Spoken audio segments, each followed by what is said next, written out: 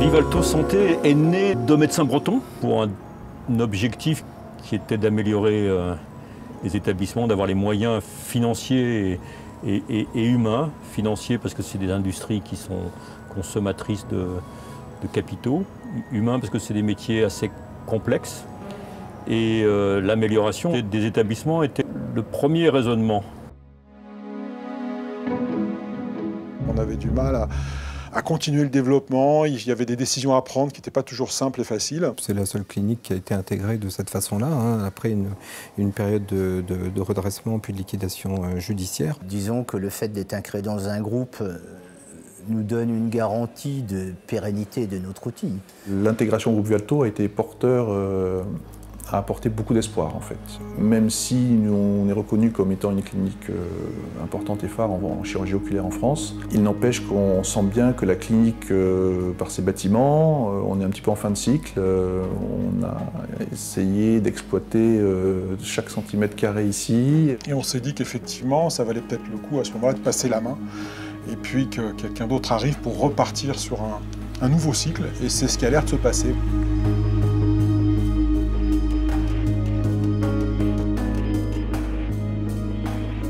L'apport de Vivalto, c'est d'abord la sécurité, la sécurité du groupe, l'expertise financière, logistique qu'on apprécie de manière très nette. Il a aussi permis, et ça c'est pas rien, de valider tous les agréments type V2, type choses comme ça, qui étaient des choses très lourdes, qui du point de vue administratif ont été très longues à se mettre en place pour, je dirais, obtenir cette sérénité, en sens que maintenant, du point de vue médico-légal, on a vraiment l'impression d'être dans les clous, quoi.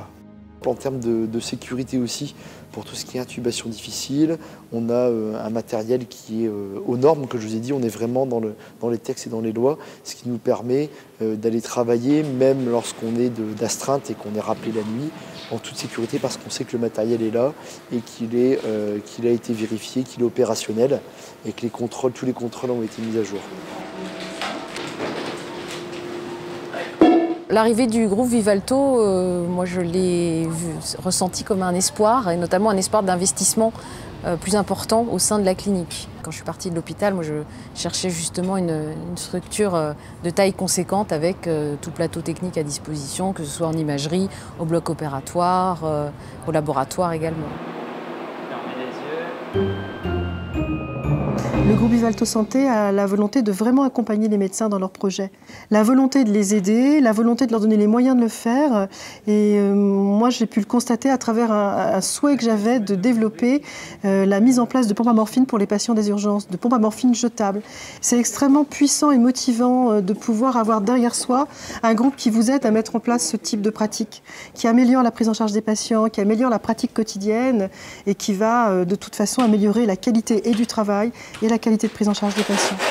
Ce qu'on appelle, nous, la troisième voie, c'est la recherche systématique, structurelle de l'alignement d'intérêts entre un propriétaire d'un établissement, dont les médecins sont eux-mêmes actionnaires au sommet, et des praticiens de l'établissement sur qu'est-ce qu'il faut faire pour leur permettre de mieux exercer leur activité, pour augmenter la réputation et la visibilité de leur établissement et donc du groupe, dans une amélioration constante des soins qu'on délivre aux patients. C'était une des raisons pour lesquelles on est allé vers Vivalto, qui était effectivement un mode de fonctionnement avec une implication importante dans le fonctionnement au quotidien et même dans les projets futurs des praticiens sous forme de directoire médical qui s'occupent de ça. Et ça nous a vraiment intéressés.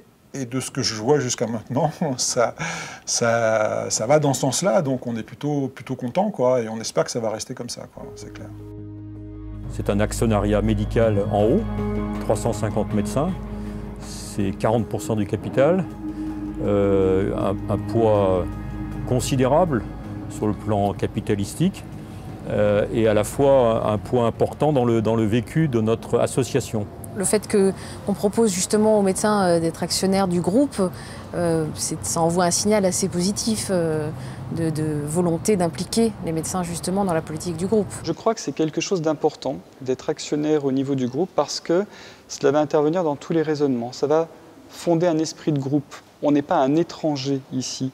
on fait partie de la maison, si j'ose dire, et l'ensemble des raisonnements, des décisions qui sont prises se font aussi peut-être de manière moins individualiste et égoïste, mais avec le raisonnement d'être la partie d'un tout.